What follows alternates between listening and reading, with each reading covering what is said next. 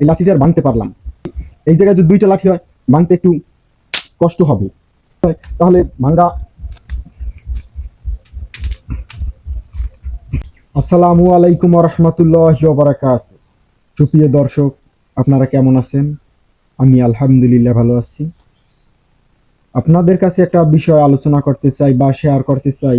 বাংলাদেশে ইসলামিক যে দলগুলো আছেন, আপনাদের সবাইকে সবাইকে ঐক্য হওয়ার আহ্বান জানাই। আপনারা যদি ঐক্য হন তাহলে বাংলাদেশে ইসলাম জয় হবে ইনশাআল্লাহ। আর একটা বিষয়, মিজানুর রহমান আজহারি হুজুরে বলেন, আমরা চাইলে এই লাঠিটা আর ভাঙতে পারলাম। এই জায়গায় যদি দুইটা লাঠি হয় ভাঙতে একটু কষ্ট হবে।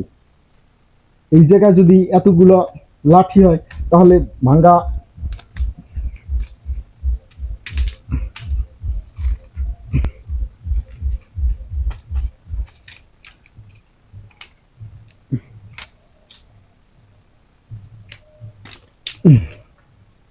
এই জায়গায় এতগুলো লাঠি কিন্তু ভাঙতে পারলাম না। এইটার মানে আপনারা ঐক্যে আসেন। ঐক্যে আসলে অনেকগুলো ওই জায়গায় ভাঙ্গা যাবে না। আর যদি ঐক্যে না আসেন, এইরকম হবে, আপনি এক কোনায় থাকবেন আপনার এইরকম ভাঙবে, আর এক ব্যক্তি আর এক কোনায় থাকবে তার এইরকম ভাঙবে। তাতে কোনো লাভ হবে না। বা আপনারা আপনাদের যে ইচ্ছা বা আশা যে আপনারা শরিয়া আইন চালু করবেন, তাহলে কোনো দিন এই স্বপ্ন আপনাদের কাছে স্বপ্নই থাকবে।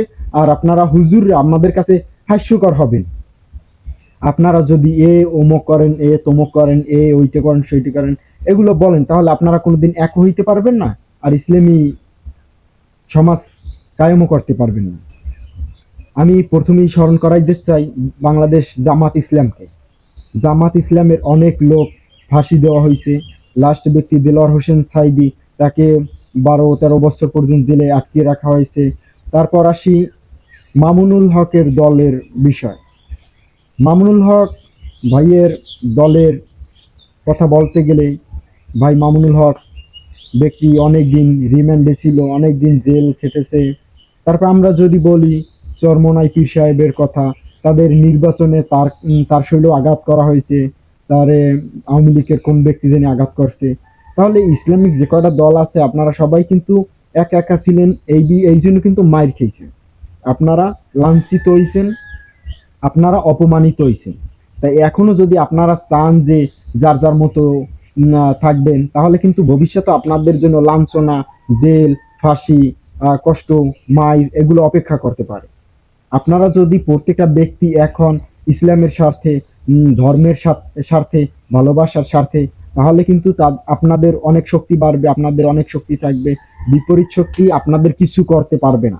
আর যদি আপনারা মনে করেন আমি ইসলাম কায়েম করব, ওই জামাত লাগবে না বা চরমোনাই লাগবে না বা হেফাজত ইসলাম লাগবে না, আপনারা প্রত্যেকটা ব্যক্তি এখন ঐক্যের ভিতরে। হুজুরদের মধ্যেই সমস্যা, এই কথা বলার কারণ যে আপনারা ঐক্যের ভিতরে। আপনাদেরকে অনুরোধ রইল, ভুল ত্রুটি হইলে ক্ষমার দৃষ্টিতে দেখবেন। কিন্তু আমি একটা কথাই বুঝতে চাইছি, একটা কথাই বলতে চাইছি, যে আপনারা ঐক্য গড়ে তুলুন।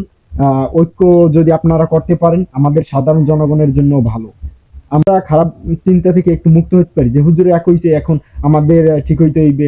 বা প্রিয় শায়েখ মিজানুর রহমান আজহারি যেভাবে মাহফিল করতেছে, এইভাবে আরো প্রিয় হুজুর আদনান, এইরকম অনেক ব্যক্তি আছে যাদের মাহফিল খুব ভালো লাগে, তারা ভালো কথা বলে, ভালো ইসলামের দাওয়াত দেয়, যুব সমাজ তাদের প্রতি আকৃষ্ট হইতেছে। কিন্তু আপনারা যদি মনে করেন 72 কাতার ওই যান, তাহলে তো আমাদের কষ্টদায়ক, আমাদের জন্য সমস্যা। আপনারা ঐক্যের ভিতরে আসেন। আপনারা যদি ডাকেন, আমরা যুব সমাজ আল্লাহর রহমতে রেডি আছে। আমরা চাই ইসলামিক সমাজ হোক, ইসলামিক সমাজ প্রয়োজন। একটা ব্যক্তি বিবাহের বয়স হলে তিনি যেন বিবাহ করতে পারে, বা একটা ব্যক্তি ইনকামের করার মতো পজিশন হলে তিনি যেন ইনকাম করার সোর্স পায়, এগুলো আমরা চাই। ইসলাম একমাত্র শান্তির ধর্ম। ইসলাম দিয়ে যদি দেশ গড়া হয়, দেশ সাজানো হয়, তাহলে আমরা ঠিকই শান্তিতে থাকবো।